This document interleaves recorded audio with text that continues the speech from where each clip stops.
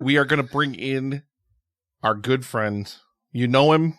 You love him. Actually, you probably don't. You probably hate his guts. We are going to welcome Fuzzy Dan, from formerly of the Who Spiked the Puns podcast, and currently of the right there. He's wearing it. He's wearing it right there live on the air. The Shaken Not Nerd podcast. There he is.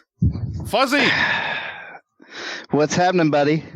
So Fuzzy took a video of himself once upon a time on a yacht in front of George Clooney's house, and he name-dropped the Epic Film guys. Because he probably wanted Clooney to know who was behind it, really. Like, don't blame him. Don't blame them. It's all the Epic Film guys' fault. Well, you sent me the stickers, man. I had to do it. It was live dropping you guys from outside the house.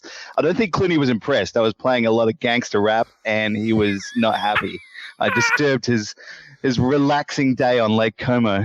God damn it. Well, Fuzzy, we love you here, first of all, on the Epic Film guys. You are amazing.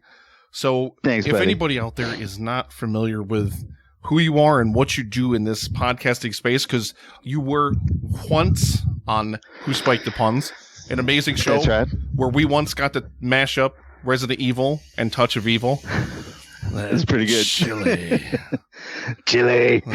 Goddamn chili. But now you have joined the boys, Duty and the boys, who please donate so we can shave Duty, for the love of God. Oh, yes, please. I'm sick of that fucking beard.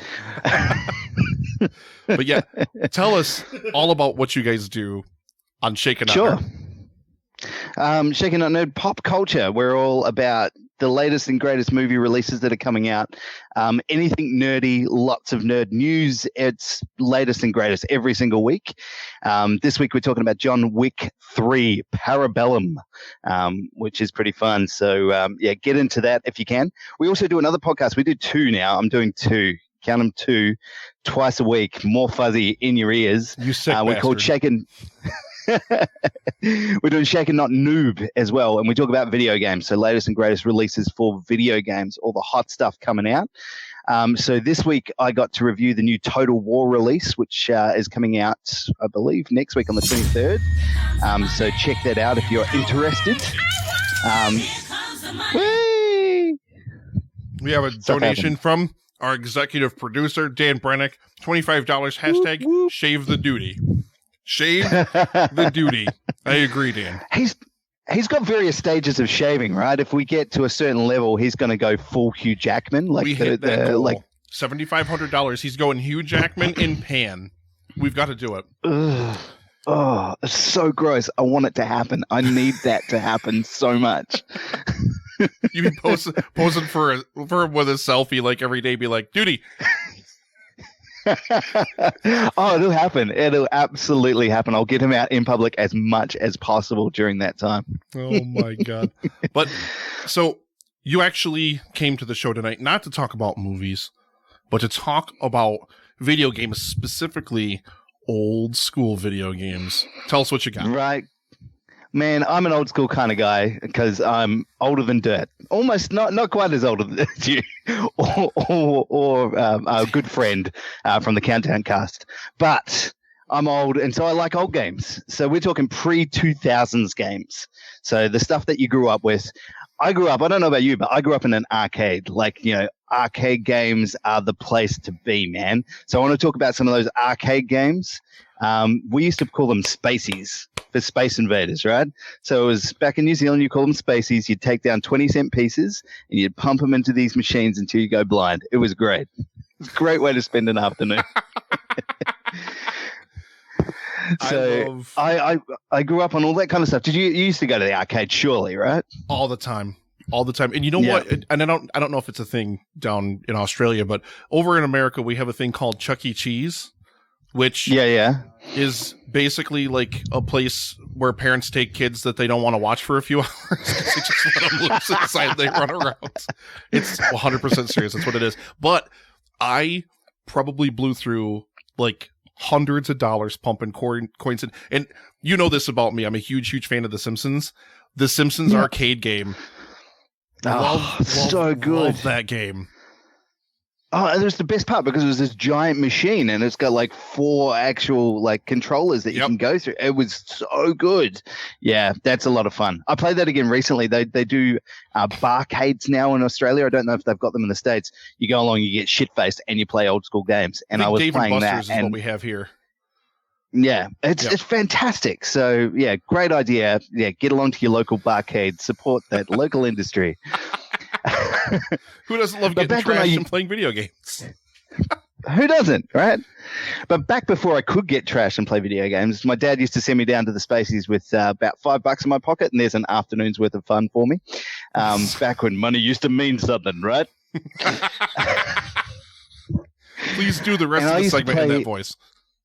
I see. I grew up in the golden age of these games too. So one of my favorite games, and this is the one that I always go to as my like creme de la creme of arcade games, was this game called Shinobi. Now, I'm not sure if you know Shinobi. It's essentially you're a ninja, and it's this like little platform level, and there's got like 1 level, 2 levels, and that's it. You just go aside and you just throw in ninja stars, and that's it. That was the whole fucking game. But I was never, when I was a kid, able to pass the boss at the end of the first level. I used to throw coins and coins and coins. I could not beat this boss at the end of the level. It just, to this day, I've never beaten him in the arcade. I've only done it at home on a emulator on the PC. That doesn't even count. So, I know it doesn't count, but I just couldn't do it. I don't know what it was. I must have thrown $20 into that machine, which is, $1 million in today's money. And I just could not beat it. It's my video game shame, but I love that game so hard. It was so much fun. But yeah, that was a great game. Another one I grew up with, I call it Gallagher, but a lot of people call it Galaga. I don't know. They are incorrect. Galaga. That's fine.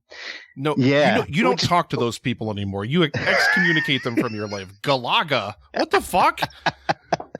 I was saying, I talked to someone recently. And they're like, I used to play Galaga. And they're like, no, you mean Galaga. And I left the room. I just had to walk away.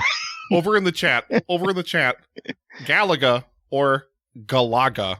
Let us know what you think over in the chat. Jared Taylor, cross cultures here. Jared Taylor could never get past the first level of Shinobi either. I've really never heard Galaga. That boss is so fucking hard. He like throws out like fire and it circles around. I couldn't beat the system. It was impossible. That guy was nasty. Platforming bosses were always a pain in the fuck like that because they literally spam 1,000 attacks at you and you've got like this much screen space to jump around and you're like... Yeah, and this was back in the day where death meant something in a video game, right? Permadeath. You die once, that's it. See you later. Game over. Yeah, none of this money respawn. Too. Yeah. Oh my god. You're playing with real Earth dollars then, right? So that counted. But yes, I used to love Galaga as well because because it was like it was modern day Space Invaders. It was like that old school Space Invaders was just too I don't know, too confined. But Galaga was like lots of fun. You had the tractor beams with the ships pulling up, and then you get the double ship, and it was just great. There was so much going on, and you could just continue to play that on ongoing basis. It was one of those things like that old school theory about video games, right? It's easy to learn and difficult to master. And those are the games that were so much fun. So Galaga for me, right up the top there. Galaga. Galaga. Sorry. Jesus. What's wrong with people? It's translation. There's translation difference. Now, Nick, I have to ask you, like fighting games. You into like old school fighting games? Like, you know what? I used to, not in the arcade necessarily, but especially early consoles and stuff like that. If you could wear out a cartridge, you couldn't really, but back on the you Super just pull Nintendo, it out and blowing it, right? That's fun. The Super Nintendo, I just fucking loved Killer Instinct. And I know, like, you have your Mortal Kombats and you have your Street Fighters and stuff, which I played Mortal Kombat. I was never much into Street Fighter, but Killer Instinct, for whatever reason, like, especially when the graphics, like, that game was so graphically ahead of its time, it was just beautiful to look at. So much fun. I always used to play as the glacier guy, the ice guy that was, like, made of pure ice. I love that game. Yeah, it's just there's so much fun. Like those games were like they changed how we were doing like gaming back then. Like Street Fighter 2 led the way, and it had that cartoony style. And Street Fighter 2, I think, was just it was just amazing for me. I loved that. Every time they had one at my local fish and chip shop, so I'd go down to get the fish and chips, and I'd just pump coins into that while I was waiting for them to get cooked. It was just amazing. But then they had Mortal Kombat, which was they had the old video graphics, so they actually have video capture of all these characters doing like the different martial arts moves, and it looks terrible now, but it was a lot of fun at the time. You can rip guys' spines out. I mean, awesome. Who doesn't love that? Who doesn't love that? You know who? People who play Galaga. That's who. Hey, we were lucky enough to do recently. We reviewed Mortal Kombat 11. We got a couple of copies of that to do for Shaken Not Noob, and like anyone who loves Mortal Kombat games, get back into it because it's still a lot of fun to like watch people explode from the inside out. So my definitely favorite enjoy thing for that is watching all the videos of the fatalities, just all the fatalities that they've done. They're so inventive now and so like complicated. It's like the fatality animation is longer than the fight itself in some cases because there's so many steps to it. But it's like amazing. You literally get caught in sequences and just go, wow, okay, they can actually do that in video games now. Awesome. But we're talking like today specifically pre-2000s, and I think like the big console for me during the 2000s was the 64. Did you have a 64? Loved it. I mean, it's so much fun. Whatever the fuck was going on with the actual shape of the controller, like with the 3 prongs, like, because everybody ended up just holding like the middle one with the middle and stick, and you never held middle and the right outside one. Yeah, no, it was completely useless. It's like the touchpad on the PS4 controller, completely useless. So yeah. But yeah, no, this game console was just amazing, and they had so much that came out on it that just blew everybody out of the water. Like everything they did, they had Mario 64, they had Mario Kart, they had fucking GoldenEye. Now, I mean, GoldenEye, right? Standing ovation for GoldenEye. Jesus Christ, what a game! That's so much fun, and like I've played it again recently. It does not hold up, but no, because you're a loose assortment of boxes running around a box. Because it's so like there's like so few polygons in the models. There's literally like 4. It looks like fucking Minecraft, like and really unintentionally does. So. Like it really does. That is 100% accurate. But yeah, look, at the time it was great. It was that multiplayer combat that we had really just like it changed multiplayer. We'd seen some forever. of it. It really did. It changed how we were looking at that stuff, and it made it a lot more fun. You could really interact with everybody else within that environment and have a great time. And of course, all those cheating bastards who played as Oddjob can go fuck themselves because you know. That's what Drew in the chat just everyone said. Knows that. it was a cheat. He said GoldenEye equals everyone wanting to play Oddjob and Remote Mines. Yep. Man, you know what game I used to play on the 64, and I don't know if you'd ever played it. It was called Blast Corps, and it was essentially just a whole bunch of trucks. Like you got all sorts of different vehicles, like bulldozers, dump trucks, and all stuff, and you just had to wreck them into buildings. Like literally, that was the whole point of the game, was just annihilating the shit out of everything. I mean, who doesn't love that? I don't know why. It was just so much fun to try to get like a higher score. Like you had to get like perfect ratings and stuff. Oh, it was such an amazing game. Chris Yaney said Star Fox 64, which was great. Oh yeah, man! Like when they came out, they just shat all over everybody because we'd had like prior to that we'd had. I mean, not literally, but you know, figuratively. But yes, they really like brought stuff home again, which was awesome. Like because we'd had the Super Nintendo prior to that, and that was okay, and we'd had a few forays into the home gaming network. But yeah, the 64 was the one that you had to have to make everything better. But yes, like I also used to play a lot of PC games back in the day. Oh yeah, and I think my favorite one that sort of feeds into where I'm at now with like strategy gaming on PCs is Command and Conquer. Now, I'm not sure if you played that as a kid. You are singing my fucking song, baby. I love, especially Command and Conquer 2 or Red Alert 2. Red Alert 2 was my favorite. I love alternate history is like a huge thing that I just adore. Like what would have happened, or of course in that game they use fucking like Einstein travels back in time to kill Hitler as a baby or some shit like that.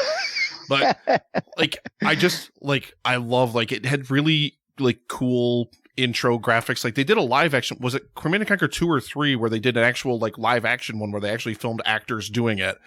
Like the whole intro cutscene and stuff. And then like I love real-time strategy, and John DeQuilla in the chat, exactly. StarCraft's got to be a part of that conversation too. It absolutely does. Like that came around, I think it was 96 StarCraft was somewhere around there. It was somewhere around there. Amazing. It was pretty cool. Like these games sort of formulated where we've moved to now, and you see some of the stuff that's happened with StarCraft and like all the spin-offs from that.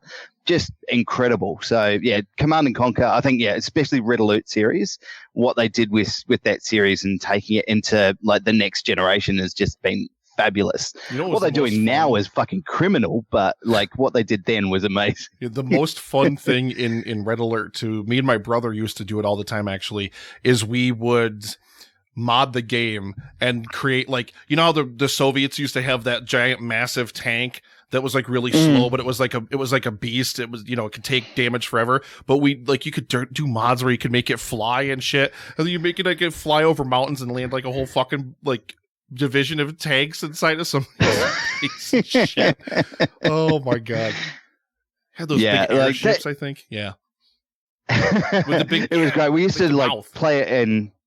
The bears, and they had the dolphins, I think was in Red Alert 2 that they came out with, the dolphins with the fucking missiles on them and stuff. I think so. They were pretty awesome. Yeah.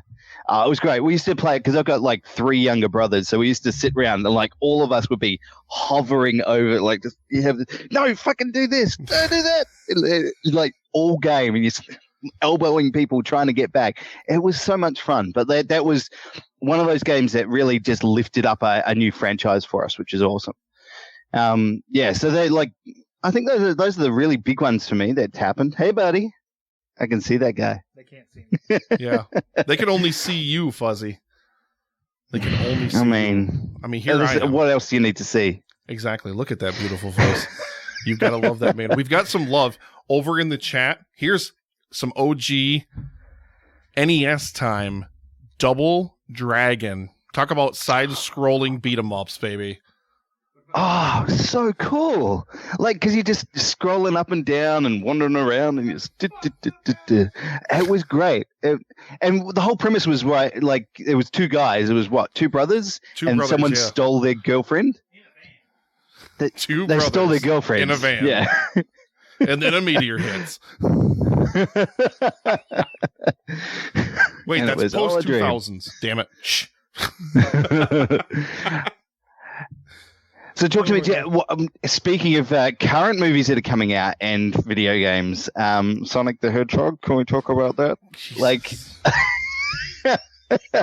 no, you know what? We have to talk about it. As god-awful as that CGI on that hedgehog looks, I can't wait to see Jim Carrey go back to his 1990s scenery-chewing ways, because he's going to be glorious in that movie. The rest of it, he was fabulous in the trailer. Garbage. Like that trailer was incredible. Look, but look, mead. That is Bill Sutton's mead. Don't shake it up though, because that sediment at the bottom does not taste good. Shake it up.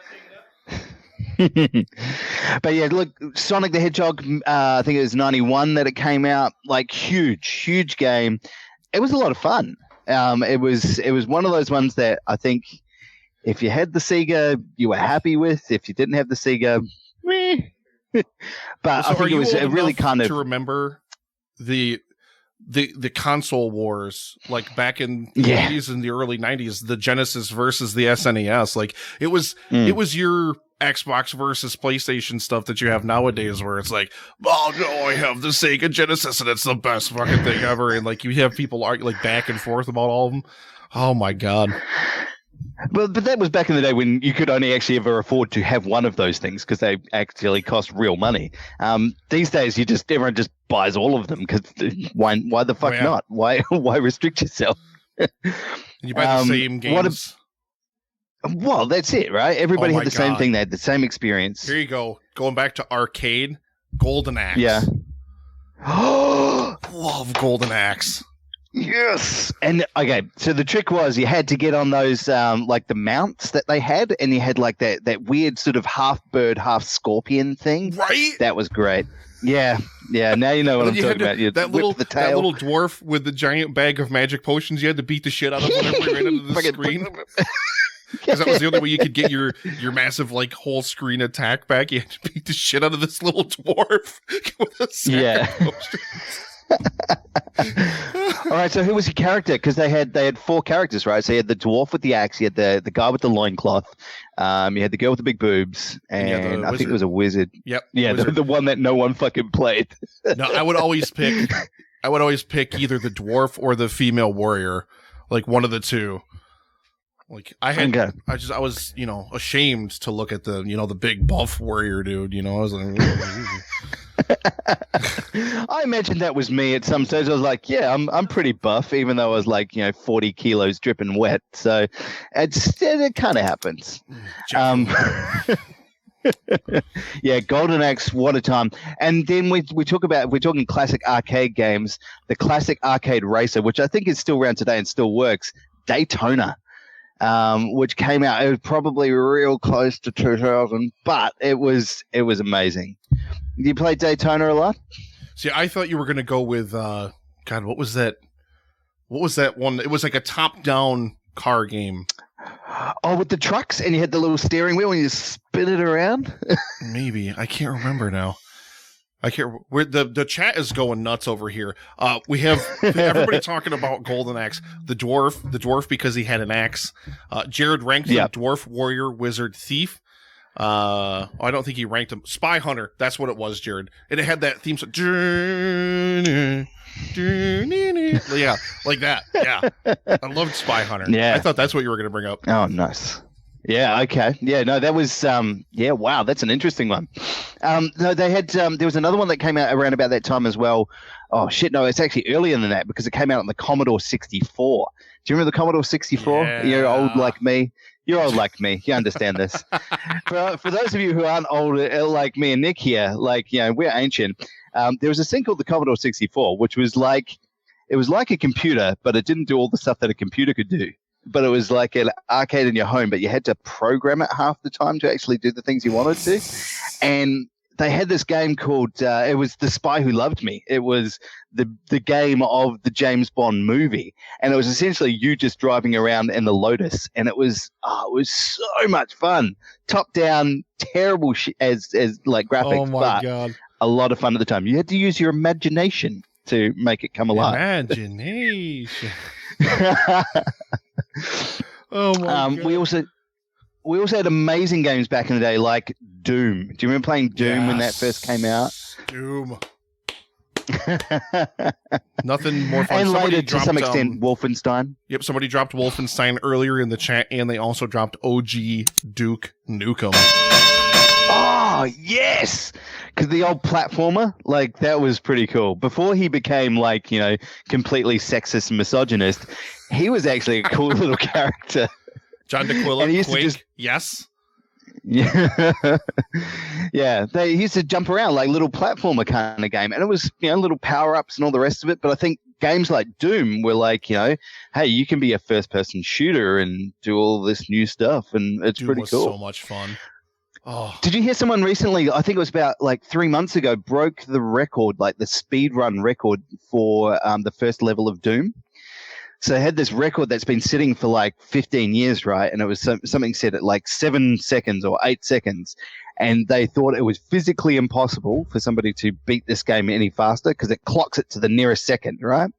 The game timer sets it to 7 seconds or 9 seconds. Yeah. And they were like, nah, no way you can beat it. There's nothing that can happen. And this guy found a way and set the world record for the Doom speed run. There's this whole video series on YouTube about it. Really, really interesting.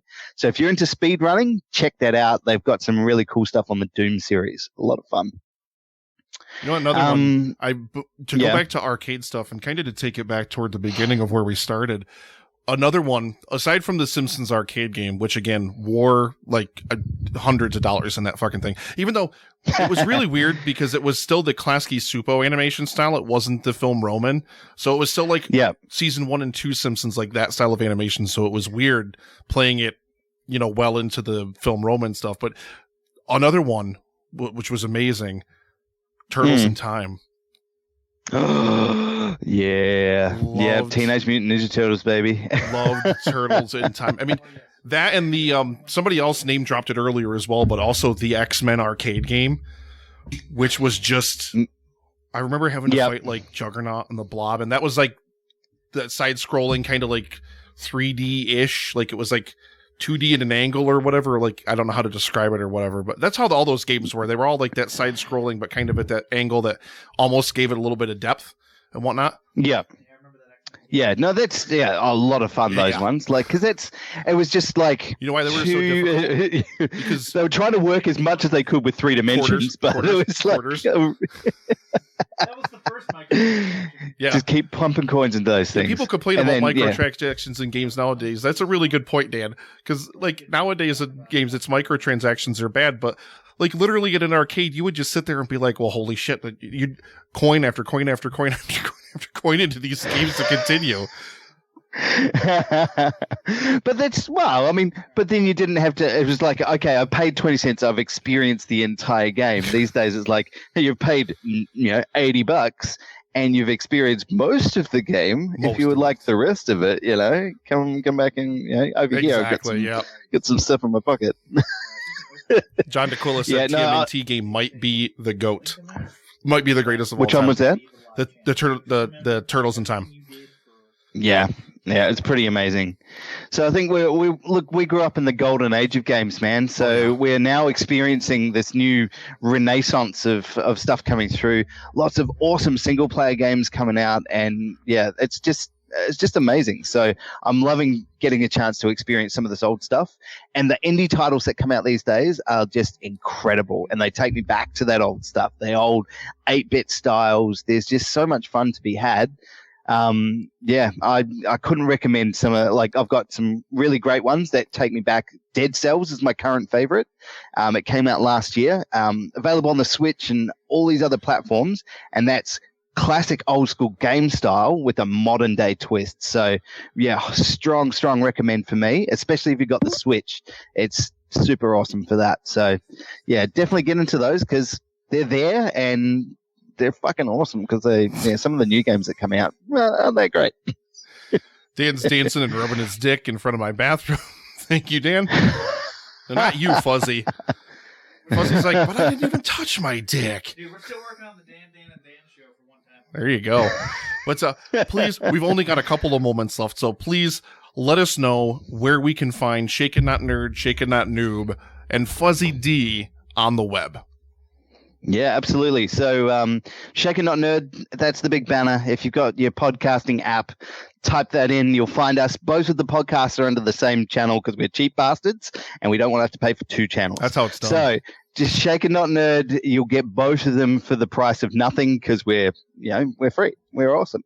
And come and check us out. We've got YouTube channel. We're putting up video game reviews up there now as well. We're going to visit a bunch of cons this year, so we're going to have live videos from all of the cons we're going to. Check it out. Facebook, Twitter, Instagram, Shaken Not Nerd. That's the one there. And I just post all my shit through there now because it's easier, and I don't want to give away all my private shit, just keep the private stuff for private. But Shaken Not Nerd, come check us out. There's 5 of us. It's awesome. Please check them out. It's an amazing show. And this guy right here, you're amazing. I fucking love you. We've podcasted together a number of times. The old Megasode days of the movie Pod Squad and stuff. Like when we had 20 people shouting at each other. It was great. Like, I don't even know how I edited some of those shows. Now that I listen back to them, I don't even understand how I controlled that chaos, even to the... Some say he's still editing them today. Yeah, I might be. But thank you. Thank you so much for being here. And please, check out the Shaken Not Nerd podcast. We're going to bid farewell to the majestic and beautiful Fuzzy Dan. Thank you so much for being here. See you, buddy.